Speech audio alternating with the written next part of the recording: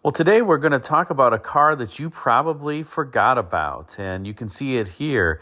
You already know what it is, but, well, I wonder how many of my viewers know about the Sterlings.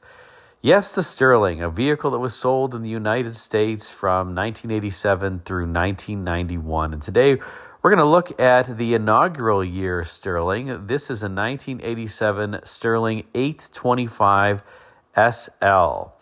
And like I said, 1987 was the inaugural year for these Sterlings. And you may ask, well, what is a Sterling? Well, let's talk a little bit about some of the history here.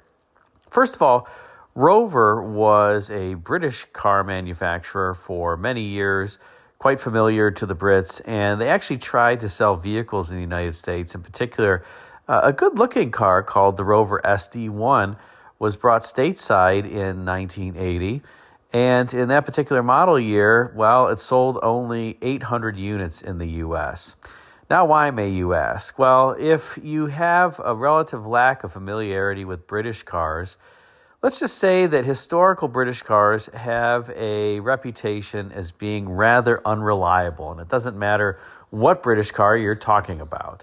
They all just seemingly have electrical issues because they all used generally Lucas as their lighting supplier and their electrical supplier. And for whatever reason, it seems, Lucas during this era and for actually decades before just couldn't get the reliability of their components to be up to snuff and to a reasonable level. And for this reason, so many British cars, unfortunately, while beautiful, just suffered from reliability issues. And the Sterling was no different from that.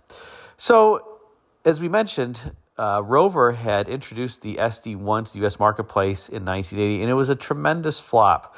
And so they decided, well, the car was a flop in part because of reliability issues, and we want to come back to the United States. So what will we do? We will team up with none other than Honda because, well, who makes reliable cars in the 1980s? And it was Honda. Honda was really the hot auto company of the 80s. It wasn't so much Toyota at that point. If you were buying a Japanese car and you were driving a Honda, they were just high quality, and they also looked cool. I particularly love that late 80s Honda Accord with a very low cowl, kind of like the Sterling here, which, by the way, was based on an Acura Legend. And Honda's had this low cowl that was facilitated in this case by the double wishbone front suspension, as opposed to kind of more standard McPherson struts that were being employed at the time. It was a more expensive setup, and it allowed for a lower hood line, and I think overall this car looks pretty good. Let's take a look at some details relative to this vehicle styling now. And here we've rotated to the passenger side three-quarter view, and you'll note, wow, this is definitely an 80s era vehicle, shall we say. Certainly a three-box design, the hood, the passenger compartment, and the trunk, and relatively boxy, as was in vogue for the era. Now, there are some interesting features here. Notice that there's not really much of a grille. There's a little bit of an air gap between where the hood closes and the fascia. There's also some air inlets on the lower side of the fascia.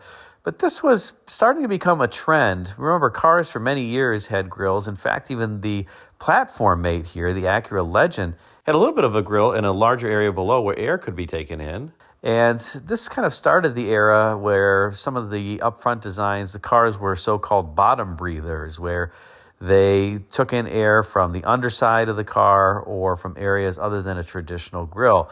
A few years later, I would say a car that was certainly a bottom breather was the Oldsmobile Aurora, the first-gen Oldsmobile Aurora. It didn't have a grille, and, well, it basically had to take all the air in from underneath the vehicle. And you're starting to see this more and more as a trend today because electric vehicles, of course, don't require those grills. Now, as we look at the vehicle, notice how low the cowl is and also that relatively small distance between the top of the wheel arch and the top of the fender. This car and Hondas of this era, and obviously this isn't completely a Honda, but a platform made of one, they really were going after that low cowl look. So you had this feeling of openness and spaciousness. Look how large that windshield is. I mean, it is a massive windshield. You have relatively large side glass owing to a almost completely flat belt line there in that midsection of the vehicle. And of course, because it's the 80s, you have to have a fair amount of creases to go along with your boxiness. So notice that there's a feature line that runs starting all the way up front at the turn signal lens and extending all the way rearward there.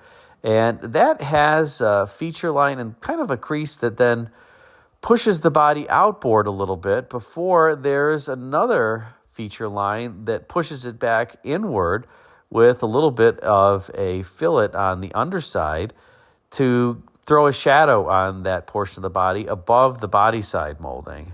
And then you have that body side molding, and underneath that, the sheet metal kind of tucks in at the rockers. And I would say, again, this car is one that not a lot of complex surfacing here, aside from surfacing that extends the length of the vehicle largely, or almost the length of the vehicle, certainly the midsection of it. Like you could, similar to some Fords of the area, you could just drag a template across the clay if you were designing this, and that was it. Kind of call it a day after that. But I think it's handsome. I actually like this vehicle in its boxiness. I think it looks good. This one looks like it's sitting a little high in the front or a little low in the rear. Can't quite tell which, maybe both. Hey, it is a pseudo-English car. And here in this particular view, you can see that full-length crease up top that I was mentioning before, and then also the secondary crease that is underneath it that forms that additional surface, and that only is in the midsection of the body there. But I think this rear three-quarter view is particularly handsome, a rather large backlight on this vehicle. So again, great visibility, low not only cowl up front, but low deck lid in the rear. Not an aerodynamic design necessarily, but certainly great for visibility. And then you have this full width wall-to-wall style taillight, a little bit like the Mercedes, I would say, that wraps around to help form the side marker light, although there is a supplemental side marker, as you can see there in the rear fascia. Now, overall, I would say this is a pretty simplistic design, but again, quite handsome when you take a look at it. Rather architectural, I would say, as well. I do like that reverse slant of the deck lid. I think that gives it a little bit of a dimension. And that fascia is just a huge fascia. I know that there were the impact standards during this time frame, but looks like that rear bumper just sits proud of the taillights by a significant amount. And then the overhang, the rear overhang on this car is quite substantial. So that fascia has to extend quite a ways to make it all the way up to that rear wheel. I do like some of the detailing. Notice the chrome on the belt line there, the lower portion of the belt line, and the chrome and the rub strip. I do think that makes it look a little bit rich, and I enjoy these wheels. They're not quite the BBS style lattice wheels that were so popular during the era, but I do think that they look good on this particular vehicle.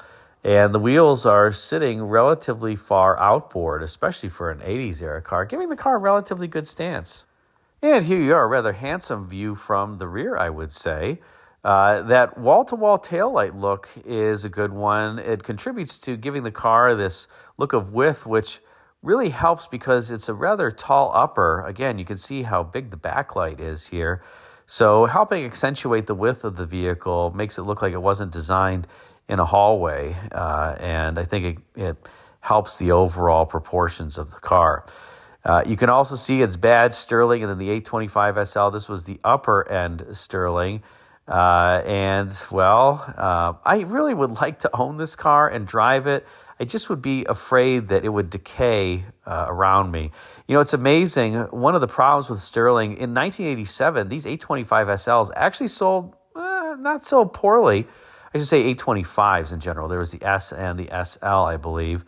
It sold about 15,000 of them, which wasn't bad considering that these were only sold through an independent dealer network of about 135 dealers.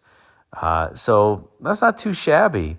But unfortunately, just like the Rover SD1 that came out in 1980, the Japanese quality here, or the Japanese componentry, unfortunately didn't help the reliability of these Sterlings. And what do I mean by that? Well, while the Acura Legend would top the J.D. Power initial quality results surveys during this time frame, this particular Sterling was almost near the bottom. So despite the fact that this car, we'll talk about the engine in a second, shared quite a few components with that Acura Legend. Somehow Rover kind of took all those reliable Japanese components and made the overall car unreliable. And then sales started to tank every year thereafter, though there were improvements that were made to the car's reliability, and the engine was punched out in 1987 as a 2.5-liter V6 engine that we're going to see in a moment. They made 170 horsepower. In 1988, it would get punched out to 2.7 liters, I believe 175 horsepower, and the car would be rebadged the 827 to reflect the increase in displacement. Now, before we move on to other photos, I just want to point out the taillights again here, and notice how they kind of have this in-out theme to the plastic. And why is that, aside from just trying to copy Mercedes? What was Mercedes trying to do there? Well, the idea was that if you were traveling down a road and you get all this road spray, particularly on the Autobahn as an example, that covers the back of the vehicle, well, that road spray is going to tend to stick to that portion of the taillight lens that sticks out and not the recessed portion. So it enables you to still have light when you're braking and the person behind you to see. And that was something that Mercedes did years before the Sterling was introduced, even the W116 Mercedes that came out in the early 1970s. So Sterling copied it here. And one last look before we continue on into the interior. And again, I just can't get over how much this car kind of borrows from Mercedes on that rear with the tail lamps. And then even the creases on the body side here look very Mercedes-like and similar to the W126 as an example. And they do kind of give this air of solidity and make the car look like it is a very solid vehicle. And that was the intent of why Mercedes put the creases kind of in a similar place on their W126. Of course, I would say that the W126 cars were quite reliable, relatively speaking, at least compared to this Sterling back in the day, which, as I mentioned, was at the bottom, the absolute bottom of the J.D. Power list. Now onto the interior, and I have to say, I think that this is where the car shined, relatively speaking, because you had a lot of real wood grain that is tastefully applied on the interior here. And I think it's a good-looking interior. The seats clearly have great lateral support to them. They were relatively comfortable for the time frame. The detailing on the interior was quite good. I do like the 3-spoke sporty style steering wheel.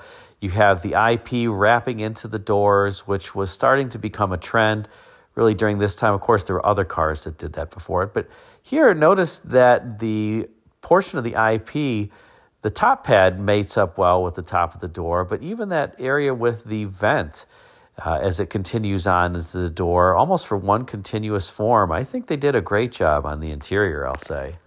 And here's a view from the passenger side. You can see a little bit better that real wood trim that adorns the door panel, as well as the instrument panel and the center console. And again, quite comfortable seats, nice carpets, nice floor mats that have the Sterling name embroidered in them. So quite a nice place to be. It's just too bad that, well, your car was probably spending a fair amount of time in the dealership as opposed to your garage if you procured one of these. And here, let's take a look at the gauge cluster for a moment. I love the font on these gauges. I think it just looks rich and finely detailed. I wish that they would stick with these analog style gauges today. Now everything has the electronic displays, and I don't know about anybody else, but I don't really care for it. There's nothing like these three-dimensional gauges. Here, of course, you have the full complement, not only engine coolant temperature, but oil pressure, battery voltage. And notice that there's a little indicator light under the 7 in the tachometer. It says anti-lock brakes. Yes, if you got the SL version of the 825, it came standard with anti-lock brakes. So relatively early system, of course, not nearly the first anti-lock brake setup, but relatively early, this being a 1987 car. And on the center console in this particular Sterling, you got some neat little electronic features. Notice the trip computer there at the bottom that could tell you how long till you reached your destination, your fuel economy, how much fuel you've used, how much time you've been on the road, the anticipated time of arrival. Very similar to the trip computer that Cadillac had introduced in the Seville in the late 1970s. Seems like Rover copied almost all of the functionality of that. You also have a vehicle monitoring system there to the right, and of course the radio up top. So lots of buttons in your Sterling. And it also had a spacious rear seat. That is Connolly leather, by the way, too, on this 825 SL. So the interior was also expensive as it was beautiful. Now let's transition to talking about the underhood area. And here you have what should have been the most reliable part of the Sterling, the Honda Acura 2.5-liter V6 that made 170 horsepower. It was a good engine. The Honda engines of this era were great. It was kind of, let's say, criticized for not having the low-end grunt that many buyers desired. And so, as I mentioned, it was enlarged for the next model year to 2.7 liters. But, that's kind of a little bit of a quibble, let's just say. And really was not the problem with this vehicle overall. Now let's talk a little bit about why this car was so unreliable, or at least the symptoms of it. As I mentioned, this was at the bottom of the J.D. Power list, while the Acura Legend, its platform mate, was at the top. So what gives here? Now, interestingly, in trying to tout the quality of this vehicle, Austin Rover was mentioning that this car was made in Cowley, England, alongside Acura Legends. So it was built in the same facility that was building Acuras as well as these Sterling. So presumably they should have the same build quality. Well, no, not quite. So let's talk a little bit about that. All of the Acura Legends that were sold in the United States were made in Japan, not England. So Honda was smart enough to not export its European-made, or I'll say English-made Legends to the United States, where buyers were pretty quality obsessed. They kept those overseas. Also, because of the way that Rover shared engineering duties with Acura, while the powertrains were shared between these vehicles, a lot of other components were not necessarily shared. Yes, the body was, and body components and chassis components, but the electrical system was different between them. Of course, the Sterling used a Lucas electronic setup, while the Acura did not, even the one that was built in the same plant. And that's kind of the end of the story. You know where this is going. So I think one of the greatest examples of this vehicle's quality and its unreliability was that Automobile Magazine actually put one of these into their long-term fleet. They wanted to better understand if the car was going to have high quality, since at the press previews, they were being touted as having the same quality as Honda. Well, let's just say it didn't quite pan out that way. And over the course of 25,000 miles, the car had 9 dealership visits, 9 unscheduled dealership visits. And there were myriad problems at each visit. Oftentimes, the problems would recur and have to be fixed again. I think they had to have their sunroof fixed 3 times, the coolant gauge, or the coolant temperature gauge, fixed at least 3 times, and various components were just falling off. The fuse box door was falling off. I think the heater button fell off. The glove box stuck. The seats didn't work. The steering wheel was off center. I think they had to replace the fuel gauge or get it working 6 times, and it still never quite worked. The lumbar control of the seats stopped working. The hood and trunk releases stuck multiple times. The steering wheel just could never seem to be quite on center. And I'm only mentioning just a portion of the issues. And like I said, some of these issues had to be fixed 3 times, 6 times. I don't think they ever quite got the fuel gauge working correctly. So it's no wonder why the vehicle really didn't have much success. Sterling, or I should say Rover, did try to improve the quality over time, and the vehicles would be sold in the United States through the 1991 model year, but really after 1987, and the word got out that these vehicles had terrible build quality, well, that was it, and sales plummeted each year thereafter. It's kind of sad because, as you saw, it's a relatively good-looking vehicle, but, this is just what happens when you have a car that has quality issues. The American public rightfully shuns it. And so Sterling was soon banished to the annals of history in the United States. But at least they did produce a cool car before that ended up happening. Hope you enjoyed this spotlight on what I would say is really one of the most unreliable cars ever, certainly one of the most unreliable of the 80s, and that is a high watermark. Put a comment in the comment section on what do you think of this Sterling. Thanks again for watching.